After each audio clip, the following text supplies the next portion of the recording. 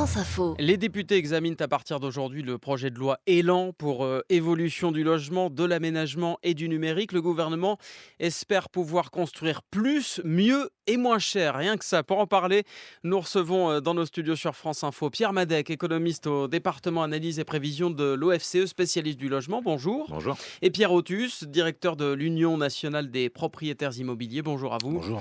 Ce projet de loi n'est pas encore à l'Assemblée, qu'il est déjà l'objet d'une bataille parlementaire. Plus de 3000 amendements ont été déposés. Julie-Marie Lecomte, l'examen s'annonce long et houleux. Oui, parce que le débat sur les effets pervers est entamé. Exemple, le texte prévoit de vendre 40 000 logements HLM par an à leurs occupants, l'opportunité d'accéder à la propriété pour des familles modestes et une rentrée d'argent pour le bailleur qui, avec le prix de la vente, pourra reconstruire 2 à 3 logements, défend le gouvernement. Le risque, au contraire, de voir se développer des copropriétés dégradées, disent des élus de terrain. Pire, une remise en cause déguisée de la loi SRU qui impose 20% de logements sociaux aux communes. Une fois vendus, ces logements resteront en effet comptabilisés comme HLM pendant 10 ans. L'autre risque de dommage collatéral, c'est la loi littorale. Il y a 15 jours, des députés de la majorité ont déposé en commission des amendements pour permettre d'y déroger. Il serait alors notamment possible d'urbaniser certaines dents creuses, ces parcelles vides entourées de terrains bâtis. Ces amendements ont été adoptés et le gouvernement va devoir batailler pour convaincre qu'assouplir n'est pas détruire. Julie-Marie Lecomte pour France Info. 3000 amendements. Ce texte concentre donc une assez forte opposition. Qu'est-ce qui suscite de telles inquiétudes selon vous, Pierre Madec? Il y a plusieurs sujets déjà. C'est-à-dire qu'il y a beaucoup d'articles dans le projet de loi. 60 articles. Voilà, 66 à peu près, si, Mhm. si je me souviens bien. Et il y a énormément de mesures réglementaires qui visent à fluidifier, c'est le fameux construire plus. Il s'avère qu'en fait, ces mesures réglementaires sont acceptées par à peu près tous les professionnels du secteur et sont accueillies plutôt favorablement. Ce sur quoi les acteurs sont plutôt inquiets, c'est tout le pan qui vise à réformer le logement social. On aura l'occasion Mhm. sûrement d'y revenir. Et notamment, ça a été mentionné dans votre reportage, mais la vente HLM qui soulève énormément de questions. Les mises en chantier de logements neufs reculent en ce début d'année, moins 6% sur la période février-avril par rapport à il y a un an. Il faut une loi pour essayer de relancer le marché, Pierre Otus? Alors, il ne faut pas forcément une loi, mais en tout cas, il faut un certain nombre de mesures pour mobiliser ce qui existe déjà. Parce qu'en France, il y a déjà beaucoup de logements anciens qui méritent d'avoir des rénovations et qu'il faut mobiliser, remettre sur le marché et développer l'offre locative. Et nous, on est un peu inquiets sur ce projet de loi Élan, qu'il n'y ait pas ou peu de mesures pour le parc privé existant. On a plus l'impression que c'est une loi de réforme, effectivement, du logement HLM. Mm. Quelques mesures aussi pour les promoteurs constructeurs. On entendait sur la loi littorale, par exemple, il y a eu des amendements. Mais pour les propriétaires bailleurs qui ont investi dans des logements, il n'y a pas ou peu de mesures qui leur sont favorables et qui permettraient d'ouvrir un peu le marché. Alors la loi entend quand même renforcer la mobilité avec la création d'un nouveau type de bail qu'on appellerait justement le bail mobilité. Qu'est-ce que c'est ce bail, Pierre Otus? Alors un bail mobilité, c'est assez simple. C'est un bail meublé qui pourrait durer d'1 à 10 mois, qui s'adressait à des personnes qui sont en mobilité, Donc en courte durée stage, pour voilà, des voilà, travailleurs. courte durée et non renouvelable. Ce qui nous inquiète un peu parce que si vous êtes par exemple 2 mois dans un logement et puis que votre stage se prolonge ou votre CDD se prolonge à nouveau de 2 mois, Vous n'avez vous pas le n'avez droit pas de la prolonger. possibilité de prolonger dans la limite des 10 mois. Mais ce bail mobilité, il ne va pas révolutionner la mobilité en France. Quand on entend que les droits de mutation à titre onéreux vont être augmentés, ça c'est un vrai frein à la mobilité. Et plutôt que de supprimer la taxe d'habitation, peut-être qu'il aurait fallu supprimer les droits de mutation tout simplement pour qu'il y ait plus de mobilité dans les logements. Alors, une autre mesure qui devrait être réintroduite, en l'occurrence, dans ce projet de loi Élan, c'est l'encadrement des loyers qui avait été retoqué par la justice, qui revient cette fois-ci. Est-ce que ça, c'est une bonne ou une mauvaise mesure, selon vous, Pierre Otus? C'est une très mauvaise mesure. Vous savez peut-être que l'UNPI avait fait annuler les arrêtés d'encadrement des loyers à Paris et à Lille et avait été reconnus comme les seuls à pouvoir agir, avoir un intérêt à agir en représentant les propriétaires. Cela revient par la petite porte de manière plus Uniquement pour flexible, les zones tendues, uniquement dans les pas 28 forcément l'ensemble agglomérations. d'une agglomération, justement. Voilà, c'est des quartiers ou des ensembles urbains un peu plus modulables, plus flexibles pour contrecarrer l'erreur originelle de la loi Allure. Mais nous, l'expérimentation, on estime qu'elle a déjà été faite. Peu ou pas d'études nous ont expliqué que l'encadrement des loyers avait fonctionné à Paris. Et refaire une expérimentation, ça n'a pas de sens puisque le juge a déjà décidé que ça n'avait pas été intéressant pour l'offre locative. Et on propose, nous, de développer l'offre locative intermédiaire avec des baisses significatives de loyers dans les propositions de l'UNPI et des Qu'est-ce que vous propriétaires. entendez par C'est l'offre locative intermédiaire?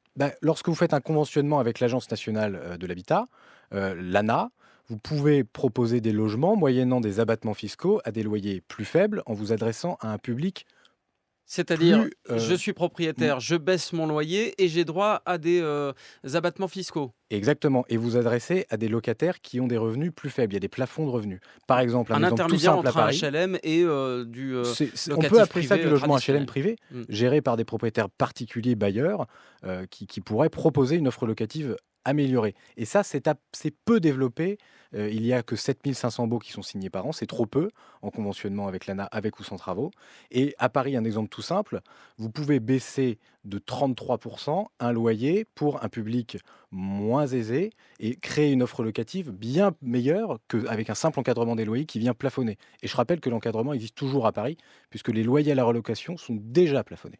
Pierre Madec, vous vouliez réagir? Et l'encadrement existe dans les 28 agglomérations que vise le projet de loi Élan aussi. Et l'encadrement tel qu'il existe aujourd'hui ne pose pas de problème. Et les études qui sortent sur le sujet montrent plutôt que c'est efficace. Donc bon, je sais qu'on a un débat sur... Pierre Otus disait ce n'est pas efficace à Paris. On a un débat sur l'efficacité de l'encadrement des loyers, mais le fait est que l'encadrement en niveau tel qu'il est prévu par la loi, on n'a pas eu le temps de l'évaluer tout simplement parce qu'il est rentré en vigueur en 2016 et que donc du coup on n'a pas assez de recul pour voir si ça marche ou si ça marche pas. Donc là ce que dit le gouvernement c'est l'expérimentation qui était permise par la loi Allure, on la prolonge. Il n'y a rien de très disruptif là-dedans pour le coup, c'est juste on continue la situation telle qu'elle existait avant, on prendra le recul nécessaire et on évaluera la mesure.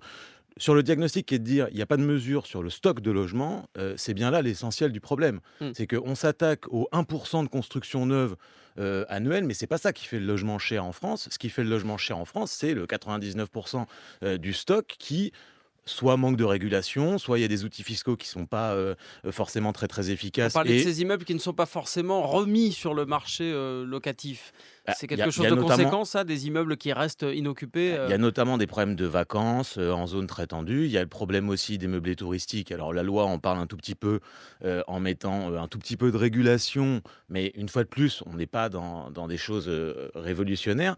Et il manque des mesures très fortes, notamment sur la fiscalité immobilière et notamment, et je suis assez d'accord avec ça, sur remettre à plat la fiscalité, revoir les droits de mutation. Les signaux qui sont envoyés par le gouvernement sur notamment les droits de mutation sont complètement contradictoires avec le diagnostic qui est posé d'un problème de mobilité résidentielle. Mais à vous entendre, ça ne justifie pas non plus ce débat houleux qui s'annonce à l'Assemblée, puisque vous dites que cette loi ne va pas très loin finalement. Sur le plan du logement privé, en effet, elle va pas très loin. Après, sur le plan du logement social, il y a quand même des réformes d'ampleur qui sont engagées. Faut rappeler qu'il y a 1,7 milliard d'euros d'économies qui sont demandées aux organismes de logements sociaux, alors même qu'on leur demande de produire plus, mieux et moins cher. On voit bien qu'une fois de plus, on est quand même dans la contradiction. Et puis, il y a Mm. certaines inquiétudes, notamment sur le mode de fixation des loyers ou, une fois de plus, sur la vente HLM. On va continuer d'en parler dans un instant, Pierre Madec et Pierre Otus, juste après le point complet sur l'info à 13h20 sur France Info, et c'est avec Pierrick Bonneau. France Info. Le projet de loi Élan, évolution du logement, de l'aménagement et du numérique arrive à partir d'aujourd'hui à l'Assemblée. Un texte long, plus de 60 articles et 3000 amendements déjà déposés. Autant dire que ce projet de loi fait débat au sein de l'Assemblée. Pierre Madec est avec nous, économiste au département analyse et prévision de l'OFCE, spécialiste du logement. Et Pierre Otus, directeur de l'Union nationale des propriétaires immobiliers. On parlait du logement social que réforme ce projet de loi. Selon vous, Pierre Madec, qu'est-ce qui coince, qu'est-ce qui fait débat sur cette partie du projet de loi? Vous disiez il faut faire des économies, on demande de faire des économies aux bailleurs sociaux et dans le même temps on leur demande de construire plus, mieux, moins cher. L'objectif un peu initial du projet de loi Élan, qui n'était pas dans le programme présidentiel, c'est quand même de faire des économies budgétaires. Il s'avère que le poste où c'est le plus facile de faire des économies budgétaires, c'est le poste du logement social. Donc on demande des efforts très importants aux bailleurs sociaux. Alors il y a eu des négociations, des discussions qui ont été assez longues avec eux pour voir quel était le moins mauvais outil à utiliser pour réaliser ces économies-là. Il s'avère que les arbitrages qui ont été rendus sont plutôt inquiétants quant aux futurs investissements qui peuvent être faits, soit en termes de rénovation, soit en termes de construction neuve, par les bailleurs sociaux. La vente HLM, ça a été mentionné dans le petit reportage tout à l'heure. Il y a des objectifs qui sont très très ambitieux, 40 000. Il faut rappeler qu'aujourd'hui, on est aux alentours de 8 000 unités par an. Et il y a énormément de questions qui sont posées par ce type de dispositif. Quels sont les ménages qui peuvent bénéficier ou non de cette vente? Qui est en capacité d'acheter son logement quand on est locataire du parc social? C'est compliqué. Quel territoire? Quels sont les mécanismes de péréquation entre territoires? Parce qu'entre les territoires qui vont vendre et ceux qui ont besoin de construire, c'est pas forcément les mêmes. Et puis, il y a un certain nombre d'études qui montrent que les logements sociaux qui ont été vendus au cours des 10 dernières années, par exemple, il n'y en a que 2 tiers qui sont encore occupés par le propriétaire qui l'a acheté. Donc, quand on annonce en même temps un maintien de ces logements dans la loi SRU pendant 10 ans, on voit bien qu'il y a énormément de questions sur est-ce qu'à la fin, on ne va pas arriver à la fin du parc social ou une certaine forme de marginalisation du secteur du La logement fin du social. parc social, c'est quelque chose que vous craignez, Pierre Otus? Ah non, nous on le craint pas du tout, mais alors je rentre pas dans les Vous polémiques l'espérez? pas vraiment, mais il y a un certain nombre de territoires dans lesquels il y a besoin de construire. Il y a défaillance du marché et il faut construire des logements sociaux pour rééquilibrer le marché. C'est le jeu de l'offre et de la demande avec des prix qui sont donnés pour le logement social moins élevés à des publics qui ont moins de ressources. Mais il y a un Il faut tas de bien financer territoires. la construction de ces logements sociaux. Oui, bien sûr, mais il y a tout un tas de territoires où construire des nouveaux logements sociaux n'a absolument aucune utilité. Parce qu'ils sont déjà Et saturés. ce sacro-saint 20, puis 25 et 30% de construction de logements HLM partout, massivement, sur tout le territoire, en fait, on se prend les pieds dans le tapis aujourd'hui parce qu'on se rend compte qu'il y a plein d'endroits où il y a trop de logements, où les logements HLM, les organismes HLM locaux sont obligés de faire de la pub pour remplir leurs immeubles. Et ça fait une très forte concurrence sur les petits investisseurs propriétaires privés qui ont acheté des logements et qui ont une grande vacance locative. Il y a plusieurs territoires, je peux citer Belfort ou d'autres, ou même moi, où j'habite à Reims, il y a 50% de logements sociaux, hein, 50% de logements sociaux. Alors par chance, le marché fonctionne tout de même bien, parce que les politiques locales sont bien organisées. Mais il y a tout un tas de territoires où il y a trop de logements sociaux et tout un tas d'autres territoires où il n'y en a pas assez. Et je ne veux pas citer Paris, mais Paris-Île-de-France, c'est peut-être un des cas. Et Dans ce encore. projet de loi Élan, on va aussi mieux surveiller, entre guillemets, les personnes qui occupent ces logements sociaux, puisque tous les 6 ans, on va réévaluer leur situation. Est-ce que c'est quelque chose que vous trouvez logique, C'est tout à fait Pierre logique, Otus? c'est normal et c'est presque nécessaire.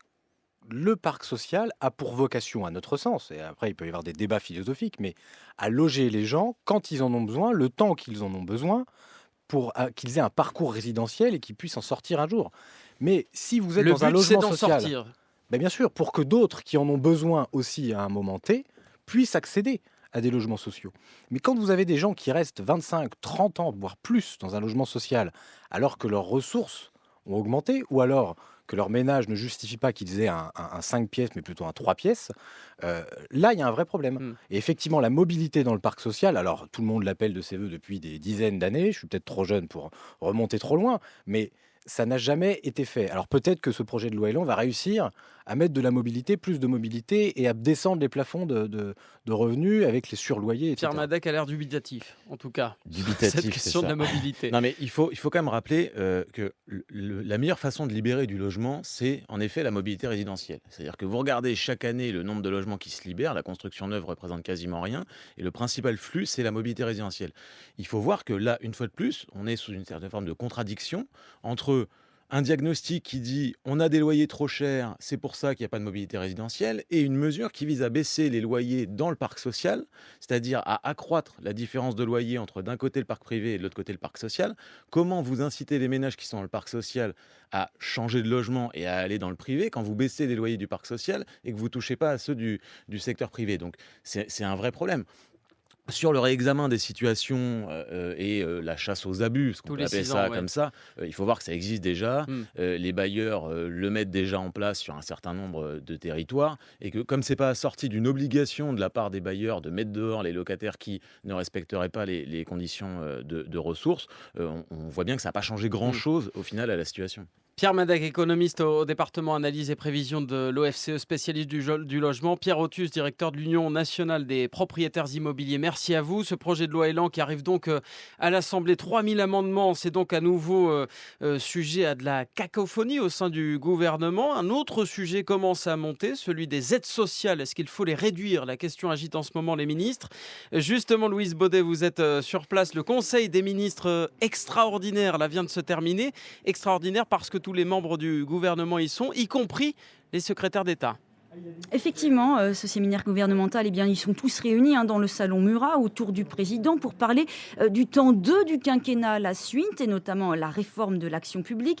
Faire mieux avec moins pour ce gouvernement, c'est possible. En ligne de mire, la baisse de 4 points du PIB de la dépense publique sur le quinquennat, soit 100 milliards d'économies, promesse du candidat Macron. Alors l'Élysée a beau affirmer que le débat n'est pas budgétaire, qu'on n'est pas dans l'optique du coup de rabot, il n'empêche les experts qui depuis octobre planchent sur le plan Action publique 2022 ont bien pour mission de raboter les dépenses, baisser donc le nombre de fonctionnaires, réformer l'audiovisuel public et réduire les aides aux entreprises, aides sociales, sujet explosif. Les deux ministres de Bercy, Bruno Le Maire et Gérald Darmanin, poussent leur pion. Le premier juge légitime de réduire la politique sociale sur l'emploi. Pour le second, il y a trop d'aides sociales en France. Tollé à gauche, le message aux chômeurs c'est « bouge-toi feignasse », fulmine la France insoumise.